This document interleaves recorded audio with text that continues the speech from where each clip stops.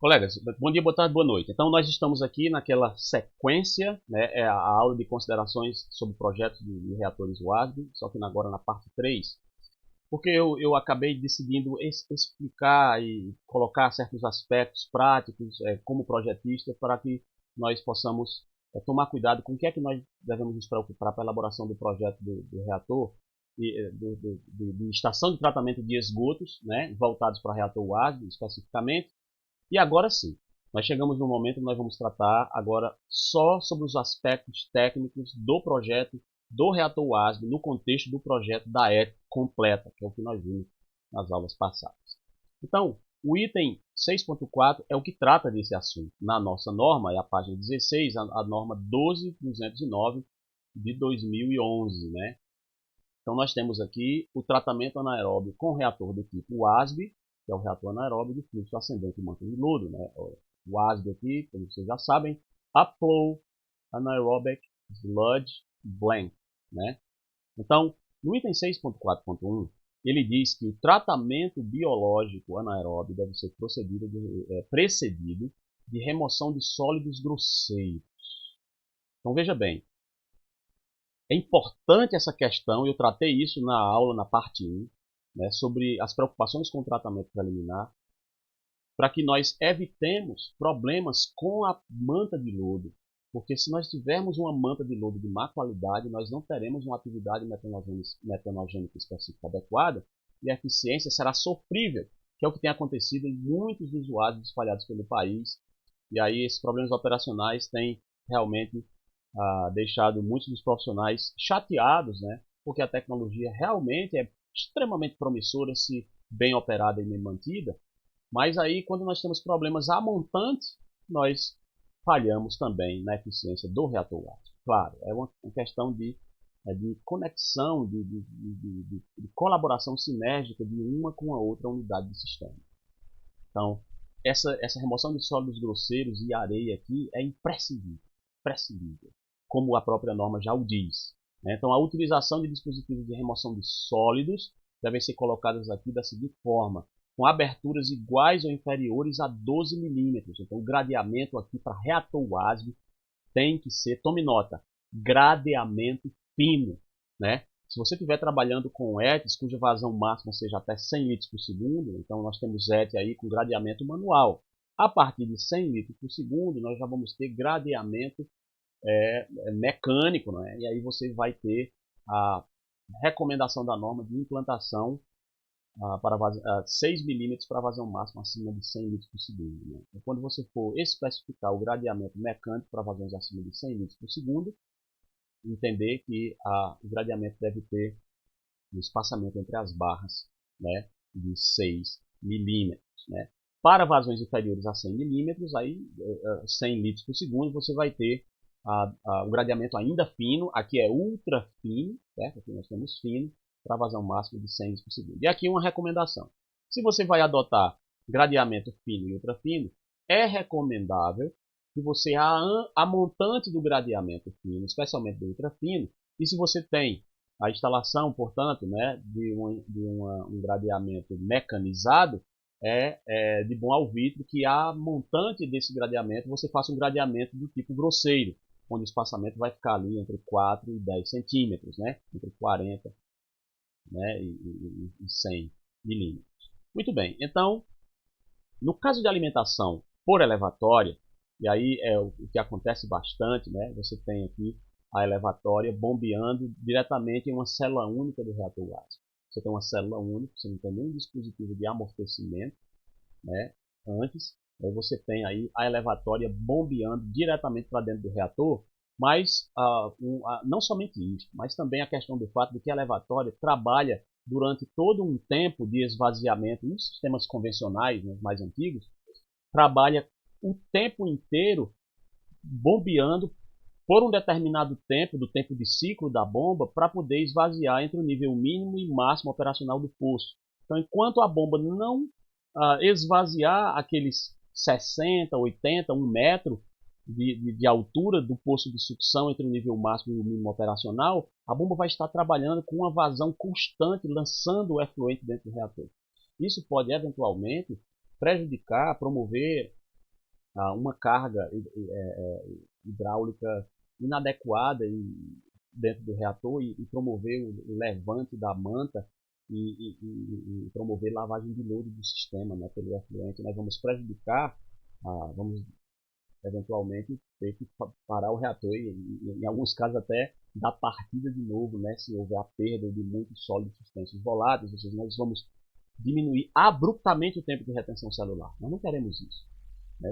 O sistema, a eficiência de tratamento vai entrar em colapso, o sistema vai entrar em colapso, não por azedamento, quanto por razões hidráulicas. Então, no caso da alimentação por elevatória, a vazão máxima do bombeamento não pode exceder mais que 25% da vazão máxima do esgoto afluente. Então, você tem a vazão máxima que chega do esgoto afluente e você tem que projetar na sua elevatória de tal maneira que o reator receba 25% dessa vazão máxima em cada instante para evitar exatamente esse choque hidráulico, esse pico. Normalmente se recomenda, né, a instalação de bombas com inversores de frequência e a utilização de bombas exatamente quando você aplica o inversor de frequência. Nós vimos isso na aula passada, né? Eu mostrei até o quadro de comando de bomba, das bombas com inversor de frequência. Nós temos aqui o emprego da possibilidade de variar a velocidade do bombeamento. E assim nós garantimos uma transição tranquila, né, do esgoto que chega na área da ETA. E também nós temos uma outra questão que é a instalação de torres de equilíbrio, né, onde o efluente ele se divide, a vazão máxima que é bombeada, ela acaba se dividindo para mais de uma célula e você pode projetar essa célula para essa fração da vazão menor e aí, portanto, também colaborar nessa dificuldade aqui. Mas certamente a instalação do inversor de frequência, portanto, as variações de velocidades e também utilizar pelo menos 3 bombas nesse contexto de variação de velocidade, em que você tem 2 bombas operando simultaneamente, o quadro de comando de bombas fazendo esse controle, né, das oscilações das velocidades das bombas, sendo um para rodízio de reserva, vai estar trabalhando, então a bomba 1 vai estar trabalhando em 80% da sua capacidade, a bomba 2 em 25%, 30%, dependendo da oscilação do hidrograma, e essa aqui parada. Daí a pouco, em algum momento, as bombas não recebem mais vazão, tem uma diminuição, e daí começa a subir um novo pico, então a bomba 1 entra agora com a bomba 3, deixa a 2 parada, e assim ele vai fazendo esse rodízio, né, para garantir que nenhuma das bombas sofra por problema de engripamento, né, de não trabalhar por longo período de tempo. A reserva não significa que ela não trabalha, significa que ela trabalha em rodízio, né, e na verdade simultaneamente apenas 2 estarão operando no caso de 3. Se tivessem 2, uma estaria operando e outra em rodízio de reserva.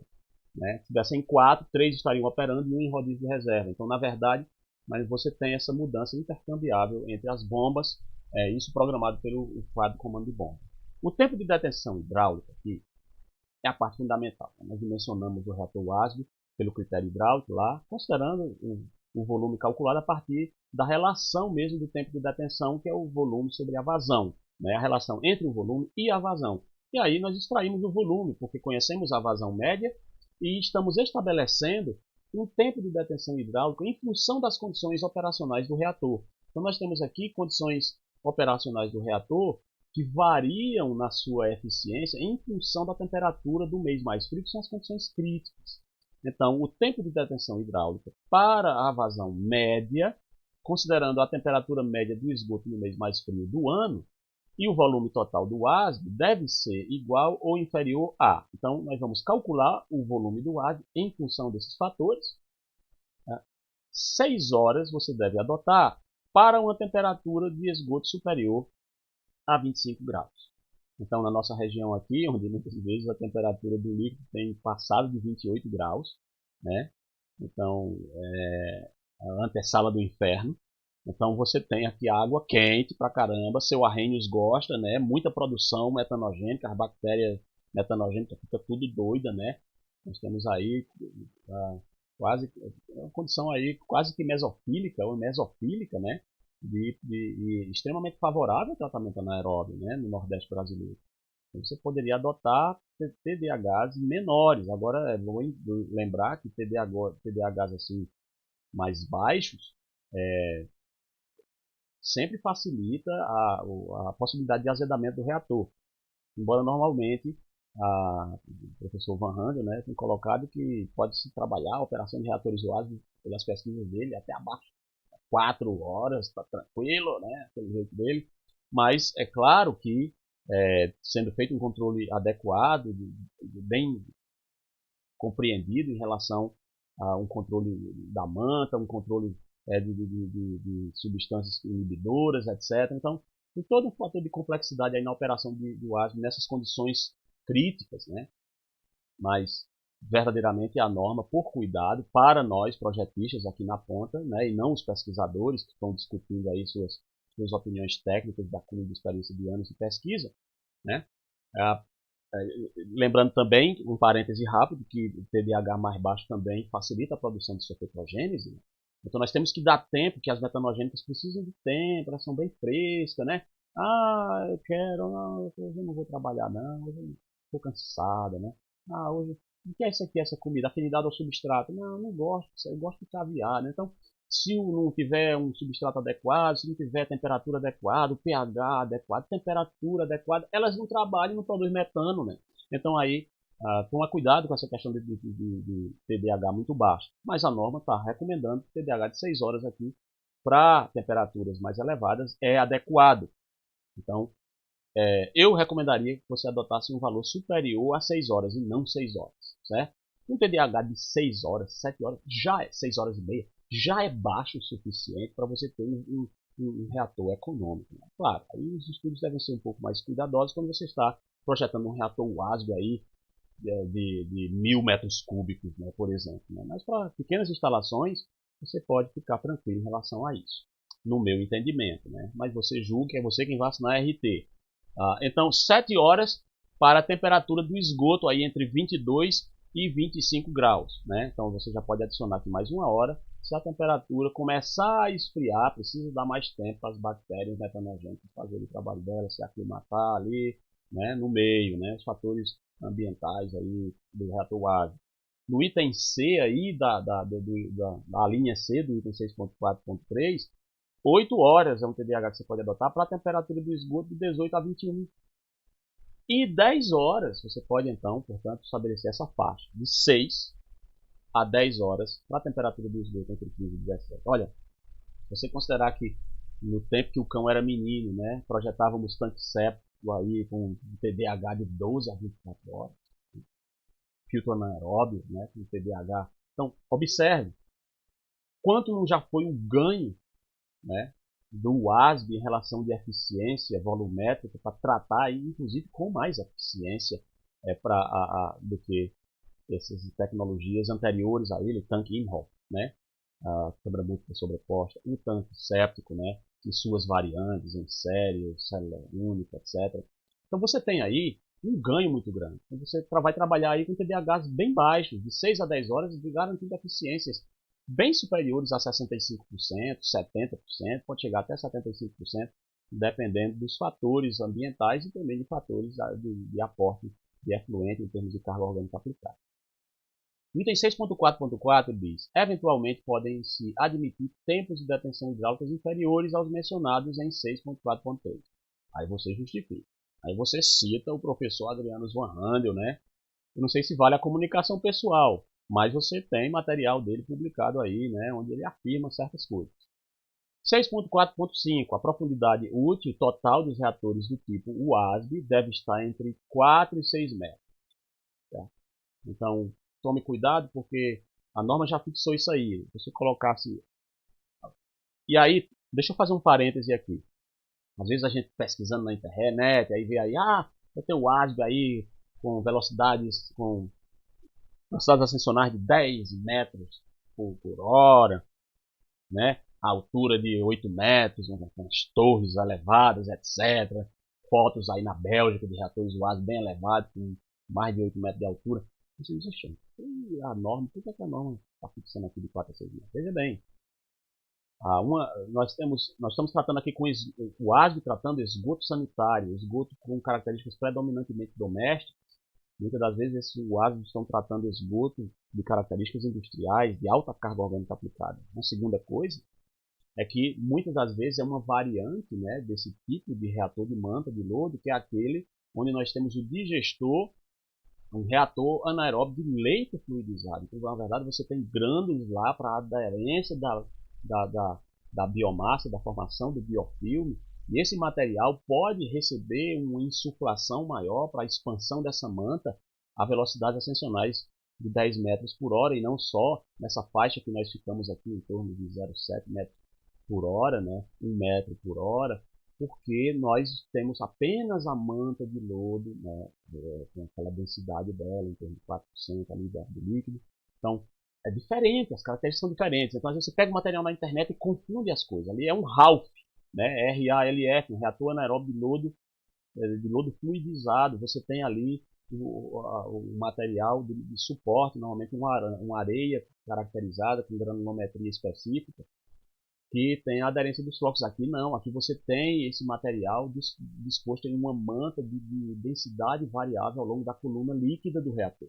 Então, a altura do reator, e aí nós estamos falando de profundidade útil total, e aí, por favor, não confundir, por gentileza, né, com por exemplo, a altura do reator. Às vezes você vê o reator aqui bem mais alto. Diz, o professor falou lá, a norma diz que é de 4 a 6 metros. Eu fui lá, fiz uma visita técnica, o reator tinha bem 8 metros de altura, 7 metros, 6 metros e meio, etc. Né? Bem maior. Não é essa altura construtiva aqui, nem mesmo a altura aqui do nível de um eventual dispositivo auxiliar de distribuição de vazão. É a altura útil, ou seja, a altura do nível do efluente até o fundo do reator. É essa altura aqui de que trata o reator WASB, né? 4 a 6 metros. E aí você tem a profundidade mínima do compartimento de digestão, que é essa parte aqui inferior, né? Do fundo do reator, a entrada do compartimento de decantação deve ser de 2,5 metros. Então, essa região aqui, onde você tem o decantador, certo? E onde você tem o decantador, a altura do compartimento de digestão deve ser de 2,5 metros, certo? No mínimo. Portanto, vai sobrar 1,5 metro, certo? Para a parte da região do separador de fases. Você vai ter 2,5 metros aqui no mínimo, e na parte de baixo, até a zona de decantação. Então, nós temos aqui a zona de digestão, daqui para baixo, e a zona de decantação daqui para cima, né? Decantação, desculpa aqui, decantação, DC, e digestão, chamada de DG. Né? Então, aí você tem 2,5 metros e 1,5 metro, e aqui, portanto, no mínimo 4 metros, mas pode ir até 6. E aí você trabalha, né, na sua concepção do seu projeto, quanto é que será essas dimensões aqui quando a altura for superior a 4. O reator WASB, é dito aqui, deve dispor de aberturas de acesso com dimensões mínimas de 0,80 nas câmaras de digestão e decantação. Então nós temos que ter aberturas de acesso, normalmente é colocado através aqui de um dispositivo, onde se instala um flange cego. Tá? Nós temos aqui o flange cego e deve ter dimensões mínimas de pelo menos 80 centímetros.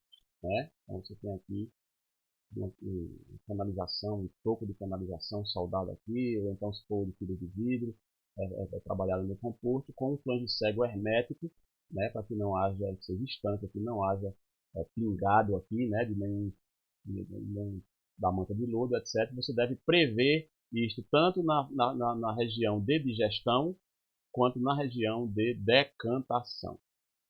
Certo? Muito bem. O sistema de distribuição de esgoto dos reatores deve atender o seguinte. O diâmetro interno mínimo da tubulação de digestão do esgoto deve ser de 75 milímetros. Então, nós vamos ter dispositivos que vão alimentar. Estou fazendo aqui ainda de forma esquemática. Né? Nós já vimos isso na aula anterior, como é que fica mesmo lá no projeto de engenharia, para nós não perdermos mais tempo com isso. Então, essa tubulação aqui deve ter e o diâmetro de 75 milímetros. Normalmente está em tubos de PVC rígido, ou às vezes até empregando mangueiras, né, de polietileno de alta densidade. A cada ponto de descarga do esgoto do reator deve estar estrito, né, aqui a uma área máxima de 3,2 metros quadrados. Então veja bem, você tem aqui o nosso reator, no caso a gente tomar aqui esse circular, e essa área aqui, ó, do reator, certo? Essa área aqui é a que você deve considerar, né? E aí cada alimentador desse deve estar escrito. Se você quiser saber o número de bocais de alimentação, né? Número de bocais de alimentação aqui, você pegaria essa área do reator e poderia colocar um valor máximo de 3, pode adotar 2,5. O Chernyshar, no seu livro, ele mostra lá que dependendo do tipo de lodo que é formado, você pode ter valores aí entre 0,5, 1,5 metros quadrados, 2 metros quadrados, indo até 3 metros quadrados, né, para cada bocal de alimentação. Você vai encontrar o número de...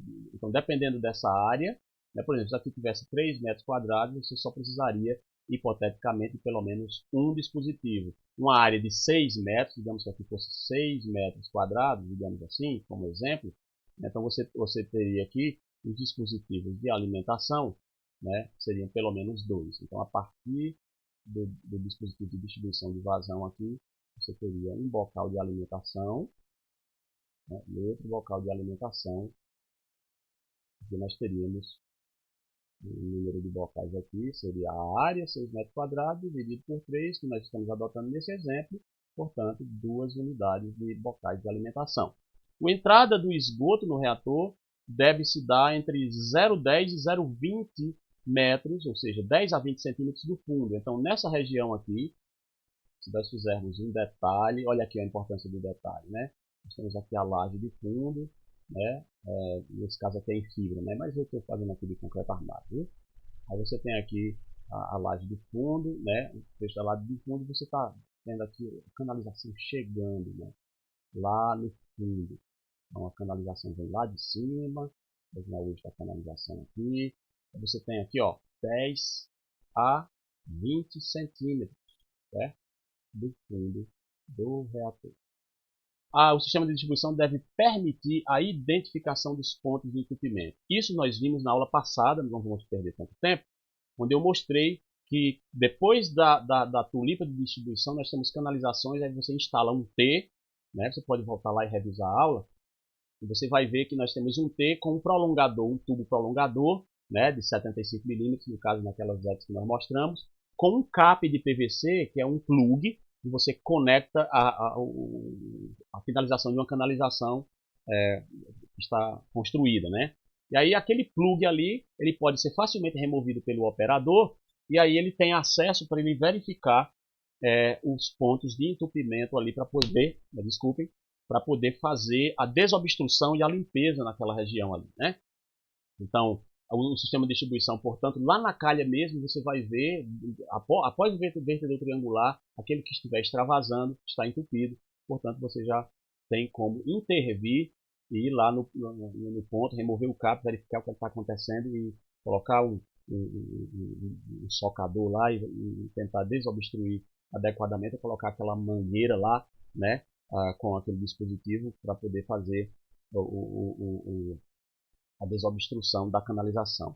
O sistema de distribuição, então, deve também impedir o arraste de ar para o interior do reator, porque nós queremos impedir que haja, eventualmente, a formação de alguma zona facultativa, etc., porque o oxigênio dissolvido, se criarmos gradientes hidráulicos que possam, na interface, transferir oxigênio para o líquido, nós vamos ter problema no processo, porque o oxigênio ele é tóxico para as bactérias anaeróbias, né, especialmente as metanogênicas. Aí no item 6.4.8 ele mostra aqui que a velocidade ascensional no compartimento de digestão do reator deve ser igual ou inferior a 0,7 metros por hora para a vazão média e inferior a 1,2 para a vazão máxima. Então, se você estiver aqui trabalhando na fase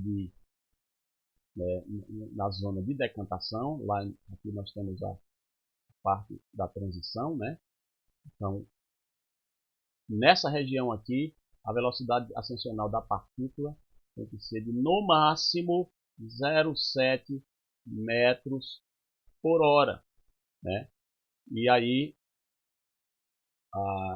para a vazão média. Para a vazão máxima, então você pode aqui aumentar esse valor para no máximo até 1,2 metros por hora.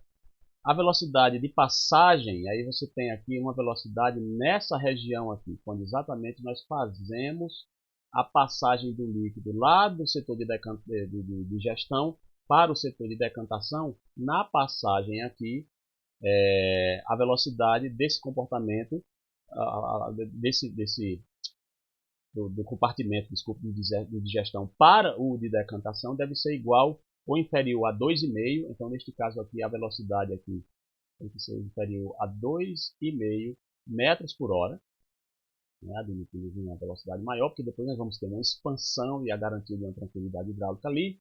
E 4 metros para a vazão máxima. Né? Então, para a vazão máxima, nós podemos permitir, né, que esse valor passe aí para 4 metros por hora. Certo? Então, o trespasse, né, item 6.4.10, dos defletores de gases deve exceder em pelo menos 0,15 metros da abertura de passagem do compartimento de digestão para o compartimento de decantação. Então, vamos fazer outro detalhe aqui, olha a importância do detalhe.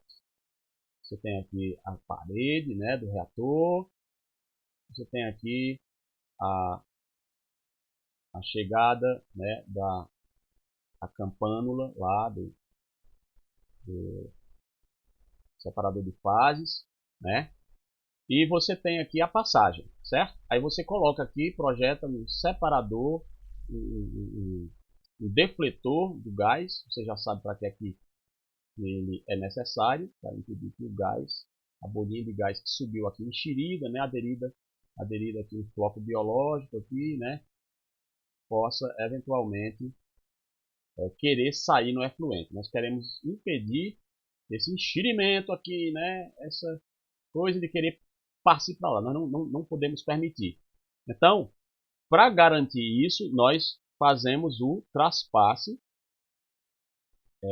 de pelo menos 15 centímetros dessa borda aqui, ó, até a borda do separador, ó, essa região aqui, ó, daqui desse ponto a esse ponto aqui, pelo menos, como ele diz aqui, 15 centímetros de abertura, certo? Nós vamos ter aqui 0,15 metros, 15 centímetros de abertura do compartimento. O item 6.4.11 trata da taxa de escoamento superficial no compartimento de decantação. Nós estamos aplicando uma lâmina hidráulica aqui, né? E quantos metros por hora, né? A lâmina que nós aplicamos, ou seja, quantos metros cúbicos de esgoto nós estaríamos aplicando para serem decantados por metro quadrado de área do decantador para cada hora de operação, isso considerando a pior situação, seria o quê? A vazão máxima. Então aqui, para você garantir um valor adequado nessa região aqui da decantação, você teria aqui a taxa de aplicação superficial ali no máximo, né? Igual ou inferior a 1,2 metro cúbico, e aqui vamos colocar metro cúbico por metro quadrado por dia, né? Para ficar mais fácil o entendimento da taxa de aplicação por unidade de área. Mas na verdade é uma lâmina também em metros, só que não, desculpe, não é por dia, é por hora. Certo? Diz por hora e depois por dia. Metro cúbico por metro quadrado por hora. Perdoe aí, não é por dia, é por hora. Certo? Nós estamos aplicando. Item 6.4.12, o tempo de detenção hidráulica. Agora nós estamos falando não do reator mais, na parte de decantação, da parte da digestão, mas nós estamos falando agora da sedimentação no decantador. O tempo de detenção hidráulica no compartimento de decantação deve ser igual ou superior a 1,5 horas para a vazão média. Olha, quanto é o tempo para você fazer o ensaio de sedimentação no tanque em RO? 1 hora, não é? Pois olha, para vazão média, ele coloca aqui que é exatamente o tempo constantemente a operação vai estar trabalhando, recebendo alguns picos diários, né, e horários. Para a vazão média, nós temos aqui 1,5 horas. Eu coloco uma segurança para as condições mais comumente que estão acontecendo na estação. E superiores a 1 hora para a vazão máxima, ou seja, para a pior situação, onde vem uma carga braba, né, hidráulica chegando ali, você garante que o decantador ainda está preparado para promover, garantir 1 hora de tranquilidade para a sedimentação daquela partícula que entrou naquele regime de vazão mais elevada no pico, né, diário. Portanto, você considere esses valores agora na zona de decantação. Não estamos, é uma outra região do reator, nós estamos já na parte superior, né, onde nós temos aqui o decantador, certo? Então, nós temos a zona de decantação, essa zona aqui, ó, certo?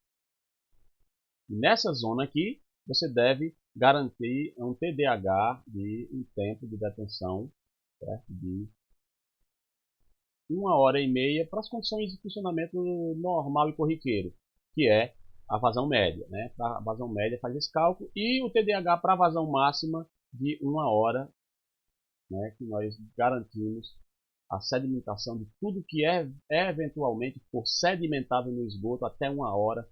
45 minutos você já consegue obter aí um resultado já razoável, mas 1 hora, e o que não sedimentou em 1 hora não deve sedimentar mais, já não é mais considerado pelo teste em Hoff como material sólido sedimentar. A profundidade útil mínima do compartimento de decantação, lembra? Nós vimos lá em relação às alturas no slide anterior, né? 1,5 metros.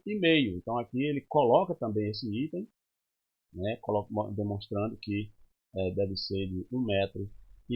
Aqui, ó. 1,5 metro, sendo que pelo menos 0,30 metros, ou seja, você deve deixar 30 centímetros com parede vertical, ou seja, acima do nível do líquido aqui, ó, né? Você tem essa parte inclinada, o ângulo aqui, ó, né? Agora é superior, e o próprio item vai dizer aí, né? Superior a 50 graus. Antigamente se projetava com 45 graus, né? Não tínhamos nem norma, era mais baseado nas pesquisas aí do Chernysharo, do Van Handel, né? Então aí você tem 50 graus, certo? Agora, né, estabelecido pela norma. Inclusive o próprio Adriano Van Handel, ele fez parte da comissão que elaborou essa norma aqui, certo? Então aí você tem a profundidade útil de 1,50 m, sendo 30 então, centímetros. Nessa região aqui você vai deixar 30 centímetros vertical, porque a um ângulo de 50 graus nós vamos ter essa parte aqui da campânula, e na parte superior, essa parede vertical aqui, né, na região onde eventualmente você possa colocar o barrilete de coleta de biogás, certo? Então aí você tem 0,30 de parede vertical. As paredes inclinadas, né, portanto, uma angulação igual ou superior a 50 graus. E é isso que vai inclusive determinar qual vai ser o valorzinho aqui, né, essa abertura aqui, das aberturas do reator em função dessas angulações que determinam as dimensões da campânula do separador de fases. Então, item 6.4.14, os reatores do tipo ASME devem possuir dispositivo de retirada de escuma. Isso aqui tem sido uma dor de cabeça dos projetistas até hoje. Tem sido feito várias pesquisas, tem sido adotado várias soluções, tem sido recomendadas. O próprio Chernysharo recomenda algumas. Uma delas, por exemplo, é você colocar canalizações para evitar a saída de escuma no efluente. Tem os defletores, mas verificou também problemas operacionais com a colocação de defletores, né, e aí de escuma. E aí a outra saída seria tubulações perfuradas para que o efluente seja absorvido ali e a escuma não passe, né, para aquela região ali do coleta do efluente. Né. Nós já discutimos por que é importante a retirada dessa escuma, né, mas nós temos aqui um problema. A retirada da escuma ele não fala aqui, certo? No item 6.4.12, mas aqui o que acontece é que, veja só, o efluente ele está aqui, ó, certo? Nesse nível, e está aqui nesse nível, certo? A escuma ela se acumula não só aqui nessa região, mas ela se acumula também aqui nessa região. E aqui é um problema, porque cria uma crosta solidificada de tal maneira, como nós já vimos, que pode até impedir a passagem do biogás, né, para cá. Né? Tem até parâmetros aí que mostram uma taxa que você tem que colocar, certas dimensões, para garantir que haja condições adequadas para que a pressão possa romper essa escuma. Mas, na verdade, o que deve ser previsto são dispositivos adequados para poder remover essa escuma aí antes que ela solidifique, né, continuamente. Então, ela fica aqui e aí foi colocado dispositivos, né, de canalizações perfuradas, normalmente nessa região aqui superior, na geratriz superior do tubo, e aí o efluente sai aqui e a escuma, o problema é esse, fica retido, né, você resolve o problema, cria outro, você impede que a escuma caia dentro na saída com o efluente, nós queremos que ela vá para parar lá no leito de secagem, mas ela infelizmente vem aqui para se acumular em toda essa região da decantação. E aí nós temos um problema de emissões odorantes terríveis, né? Por conta dos ácidos orgânicos, de materiais aí que tem de gorduras, né? De lipídios aí, enfim, muito material esquisito, né? Que ficou aí nessa região que vai promover problema, dor de cabeça para o operador da ET, né? E para o responsável pela gestão. Então, essa questão da retirada da escuma é um ponto nevrálgico que tem sido discutido, tem sido proposto soluções com calhas de coleta, eu já tive a oportunidade de projetar reatores com calha de coleta, mas não é, na verdade, não acaba sendo uma das melhores soluções, apesar de que pode resolver, porque no caso era uma ET pequena, né, o volume aí não chegava a 60 metros cúbicos, eu acho que era isso, né? E aí você, de repente, consegue, através de calhas de coleta, fazer um trabalho razoável, permitindo o devido acesso do operador para que ele possa o tempo inteiro estar fazendo a acumulação dessa espuma, levando para dentro dessa calha e fazendo que ele caia em um determinado poço lá e desague e você possa mandar para o destino final. Mas é um problema, outros têm solucionado mais recentemente, proposto com sucesso, aí um sistema interessante tem sido proposto, onde você coloca uma comporta, né? E a escuma verte para dentro de uma calha e a partir daí, nessa subcalha, nós temos a abertura de uma comporta que vai tirar por uma canalização ali de grosso calibre, normalmente em torno de 200, 150, 200 milímetros, para remover essa escuma e levar para a região lá do leito de secagem, eventualmente. Né? Então aí você tem que prever isso, né? A coleta e transporte de efluentes dos reatores do ASB, no item agora 6.4.15, deve evitar quedas e pontos de turbulência de modo a minimizar o desprendimento dos gases.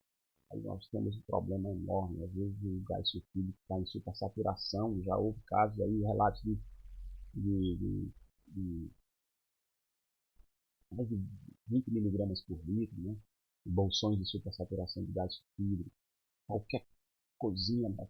Já está promovendo, já está soltando, já está em desequilíbrio com a atmosfera, mas mesmo concentrações bem menores, né, de gás sulfídrico, normalmente as concentrações no esgoto são pequenas de gás sulfídrico, mas nas condições de anaerobiose ele acaba sendo produzido e aí você tem aí a possibilidade de desprendimento desses gases. Ora, se esse gás se desprender, nós vamos ter emissões odorantes aí extremamente repulsivas, nós vamos ter problema aí com o Ministério Público, na ET, né? Então nós não queremos fazer isso. Então devemos evitar gradiente, né? Devemos evitar a aplicação de gradiente, devemos evitar ressaltos hidráulicos, devemos evitar, por exemplo, canalizações que possam promover queda, devemos nos preocupar, por exemplo, com a construção de canalizações com declive suave. Nós podemos fazer a canalização de saída do efluente colocando após o reator uma curva de 45 graus, né, para poder o efluente chegar lá dentro da caixa de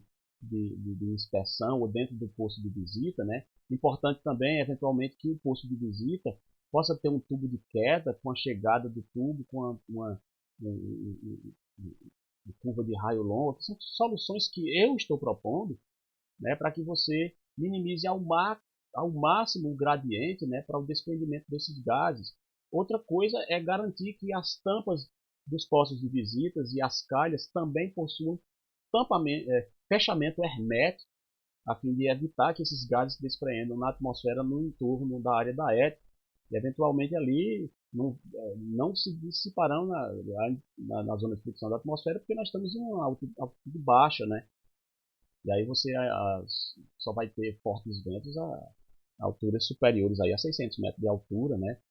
E aí, bom, devemos evitar, portanto, o máximo possível. Então aqui poderia ser aqui uma espécie de tubo de queda no PV que recebe, né? E na saída do reator, canalizações com curvas suaves de 45 graus na saída e na chegada na tampa, né, do posto de visita ou da caixa de inspeção dentro da área da ET. Então devemos evitar isso, é muito importante. Nos casos onde se deseja a remoção de gases dissolvidos no efluente, gases residuais, do compartimento de decantação, deve ser provisto dispositivo para desprendimento e coleta destes gases para posterior tratamento. Então, eventualmente, se entende que há nesse reator a formação desses gases, então deve ser previsto a cobertura, né, o fechamento dessa região e, portanto, garantir uma colocação de um barrilete hidráulico que conduza esse gás para um ponto de acumulação para posterior tratamento. Ainda 6.4.17, as câmaras de gás do reator devem ser impermeáveis ao gás, protegidas e resistentes contra corrosão. Os dispositivos extras serão projetados fora o reator para poder conter esses equipamentos que já estão disponíveis no mercado.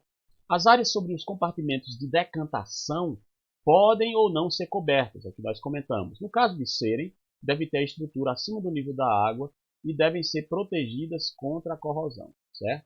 Então, nós vamos evitar a corrosão. Podemos até prever a cobertura com material, por exemplo, como PRFV, embora seja quebradiço, não é muito interessante, a fibra de vidro, né, ou certas portas, né, com fecho adequado, né, e possa ser também facilmente retirado para um eventual reparo ou manutenção.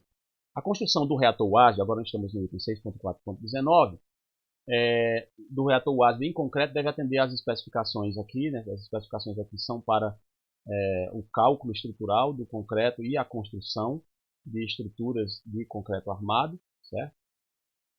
6118 e 9575, garantir estanqueidade, de modo geral o concreto bem executado ele é impermeável, né?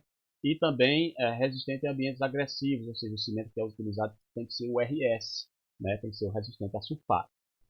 6.4.20, o sistema de transporte dos efluentes dos reatores anaeróbios deve ser resistente à corrosão, né? Então você vai ter aí, preferencialmente, a utilização de tubos do tipo PVC ou vinil fer ou PVC ocre, né, para esgoto. Eventualmente, se for utilizado o tubo de ferro fundido do tipo K9 com revestimento no interior do tubo para evitar a corrosão.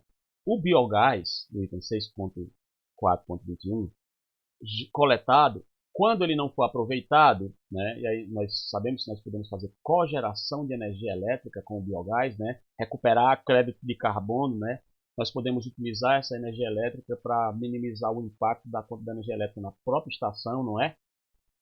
Estudos de viabilidade têm demonstrado para certas escalas de tratamento de esgoto, mesmo esgoto sanitário doméstico, né, esgoto sanitário, nós temos viabilidade já atestada por muitos trabalhos, e aí nós podemos fazer isso atesta cada vez mais a sustentabilidade do reator WASD, mas ele deve ser queimado caso não se utilize, preferencialmente com queima completa. Então nós utilizamos aqui os dispositivos que nós vimos na aula passada, né? São aqueles queimadores, também chamados de flares. Né? No item 6.4.22, no caso de se ter o aproveitamento do biogás para a geração, deve ser previsto, além das unidades próprias para o aproveitamento, pelo menos uma unidade de segurança. Seria uma espécie de bypass do sistema de reaproveitamento do biogás, seria a colocação do flare com os seus dispositivos de ignição, de combustível, de ignição, etc. As estações com capacidade acima de 250 litros por segundo, a de vazão média, sem que não tenham aproveitamento do gás, devem dispor de pelo menos 2 queimadores. Então, se você estiver projetando uma instalação já de grande porte, você vai colocar um queimador e um deles utilizado para reserva, né? e criar um barrilete hidráulico, porque eu também entendo, tal como na levatória, que deve-se promover um rodízio entre as unidades para que um não fique lá por muito tempo sem funcionamento. Na hora que precisar dele, ele pode não funcionar adequadamente. 6.4.24, o queimador de gás ele deve ser provido de protetor de chama, é o chamado dispositivo corta-chama, um sistema de ignição automático, e para estações com vazões acima de 250 litros por segundo, deve dispor também de um painel de controle automático com sensor de chama. Então, já existem empresas especializadas para implantar queimadores de gás. Você pode entrar na internet, acessar essas empresas e entrar em contato, pedir catálogo do fabricante, solicitar, e eles têm o maior prazer, né, de ajudar você como um projetista, ou como um acadêmico aí, para poder conhecer esses sistemas e como são esses sistemas automáticos. A tubulação de transporte do biogás e as respectivas peças especiais devem ser preferencialmente aéreas, para que se possa ter detectar vazamentos, detectar pontos aí de fissuras, problemas em juntas, etc., né? Buscando manter a linearidade, o ajustamento, né? Por mais que seja sob pressão, e o escoamento do condensado no interior da tubulação dimensionada com a velocidade máxima de 5 metros por segundo. Há um condensado, tal como instalações de ar comprimido, e deve-se projetar essas instalações considerando a relação à vazão média do gás e o diâmetro mínimo de 50 milímetros. O sistema de coleta e transporte do biogás deve dispor de dispositivos de segurança, compreendendo no mínimo removedores de condensados e removedores de sedimentos nos pontos baixos das tubulações, válvulas de alívio de pressão e vácuo e corta-chamas, ou seja, é todo um dispositivo específico que deve ser projetado à parte e dimensionado. Então, as empresas que trabalham com esses corta-chamas e com esses dispositivos de flares queimadores têm profissionais habilitados, engenheiros mecânicos já especializados no projeto e no dispositivo desses barriletes hidráulicos, inclusive do corta-chama, do sistema de vácuo, de alívio de pressão, e você pode consultá-los no mercado. É recomendada a medição da vazão do biogás em cada reator, devendo ser instalado também com um bypass, né? Então, vai ter um dispositivo ali do dispositivo de vazão de biogás com um bypass para que, se houver algum problema, você possa liberar o gás para a atmosfera enquanto não resolve o problema. Cada reator deve ser dotado de sistema de amostragem de lodo, como nós vimos na aula passada, permitindo a coleta a diferentes alturas, desde o fundo até o nível de entrada do compartimento de decantação. Normalmente se tem colocado ali, né, de 50 em 50 centímetros até chegar naquele nível. Lembra que a altura mínima é 2,50 metros, né? Então, tubulações de lodo devem ser previstas. Então aqui está colocando, né, tubulações de lodo previstas rentes ao fundo, pelo menos um ponto de descarga para cada 100 metros quadrados de área de fundo. Então você tem um reator aqui, né, com 100 metros quadrados, portanto você tem que prever para essa área pelo menos um dispositivo de descarga no fundo do reator. Aqui você vai colocar uma válvula, né, de registro de gaveta com um volante aqui para o operador poder operar o lodo e mandar o lodo lá para o posto de acumulação, que vai aqui com uma declividade de 3% para o leito de secagem, ou se já cai diretamente do leito de secagem, em algumas etas menores é preciso projetar o leito de secagem ali contíguo ao reator, como nós vimos na aula passada. Mas para cada 100 metros quadrados, um desses. Superiores à área, você decide colocar mais outro para quebrar, né? Carga hidráulica mínima, né, de 1,5 metro por coluna d'água. Você tem que garantir uma pressão hidrostática aqui, uma altura, né, de pelo menos 1,5 metro por coluna d'água. Pode colocar aqui uma tubulação hidrostática, né, para poder fazer com que o lodo possa fluir dentro do reator e garantir pelo menos 1,5 metro mínimo, né? Você tem aí altura suficiente para poder colocar essa canalização de esvaziamento hidrostático do lodo. Essas tubulações elas servirão também como esgotamento do reator. Então nós podemos, essa descarga de fundo aqui vai parar o reator, azedou o reator, vai parar o reator, vai remover todo o efluente, toda a manta de lodo, fazer a limpeza, limpar tudo e colocar lá, jatear tudo, fazer escarificação, limpar a parede, fazer tudo. e depois da partida novamente no reator, né, receber uma carga tóxica, ou então um problema lá, um reator com matou as bactérias, caiu ali produção de sulfetogênese, o pH foi lá para baixo, etc. Álcool, os álcoois saíram produzindo aí, né, ácidos graxos voláteis, AGVs, né, foram produzidos aí, as bactérias metanogênicas já se acabaram, ficaram inibidas ou mortas, não deram conta, azedou o reator, tem que parar tudo, tem que abrir, tem que esvaziar, pois pronto. O que você vai ter que fazer é fazer o esvaziamento através dessa canalização aqui, que é usada para a descarga de lodo do fundo, né? Além dessa canalização, deve haver uma descarga adicional de lodo entre 0,80 e 1,3 acima do fundo. Você vai ter uma descarga nesse nível e vai ter descarga a níveis de 0,80 e 1,30 m. Lembrando que a altura ali é até 2,50 m, né? A partir dali a manta já tem uma menor densidade, né? Então praticamente você já tem quase que só um efluente ali, um turvo. O diâmetro mínimo da tubulação de descarga de lodo deve ser de 100 milímetros. Né? Então é o diâmetro mínimo da descarga de lodo. Nós temos visto aietes na nossa aula com um diâmetro de 150 milímetros. Né? Então, trechos da linha de transporte de lodo com escoamento livre, né, já coloquei aqui, né, deve ter a declividade mínima de 3%. Vai fazer o transporte por gravidade, então você vai ter que fazer aplicando a declividade de 0,03 metro para cada metro de canalização. E o lodo que é removido do tipo WASB, né, dos reatores, é considerado já estabilizado, vocês sabem, e a norma só diz e pode ser encaminhado direto para o desaguamento lá no leito de secagem, não precisa de um tratamento ou digestão. O próprio digestor anaeróbio já fez seu trabalho excelentemente bem. E aí nós finalizamos aqui, portanto, e na próxima aula, Deus permitindo, nós elaboraremos um protocolo de dimensionamento e de projeto do reator WASB. Então, até a próxima aula, se Deus permitir.